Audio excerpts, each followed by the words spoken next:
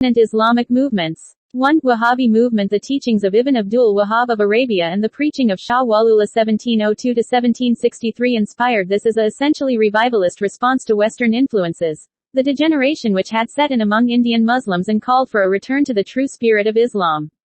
He was the first Muslim leader of 18th century to organize the Muslims of India into two folds. Ideals of this movement: desirability of harmony among four schools of jurisprudence, which divided the Indian Muslims; recognition of the role of an individual in conscience in religion where conflicting interpretations are derived from Quran and Hadith.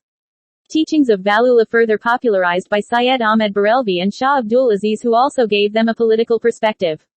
2. Titu Mir's movement. Mir Nithar Ali, popularly known as Titu Mir, was a disciple of Syed Ahmed Barelvi. Titu Mir adopted Wahhabism and advocated Sharia. 3. Farizi movement. The movement laid emphasis on Islamic pillars of faith. It was founded by Haji Shariat Ullah in 1818. Its scene of action was East Bengal, and it aimed at the eradication of social innovation or un-Islamic practices which were prevalent among the Muslims. 4. Deoband movement. The movement was organized as a revivalist movement with the twin objectives of propagating the pure teachings of Quran and Hadith among the Muslims. The movement was begun in Deoband in Saharanpur district in 1866 by Muhammad Qasim Nanatbi (1832–80) and Rashid Ahmed Gangohi (1828–1905) to train the religious leaders of the Muslim community. The aim of the movement was the moral and religious regeneration of Muslims. Mahmud al-Hassan, a new Deoband leader, gave a political intellectual content to the institution. The Jamiat-e-Ulema gave a concrete shape to Hassan ideas of protection of the political and religious rights of the Muslims.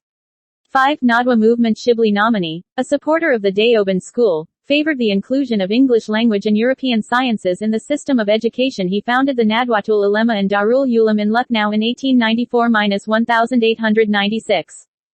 6. Khilafat movement. Muslims were angered to the treatment meted out to the Khalifa after the World War I. Khalifa was removed from the power. In 1919 a Khilafat committee was formed under the leadership of Maulana Shaukat Ali and Maulana Muhammad Ali Johar to force the British government to change his attitude towards Turkey.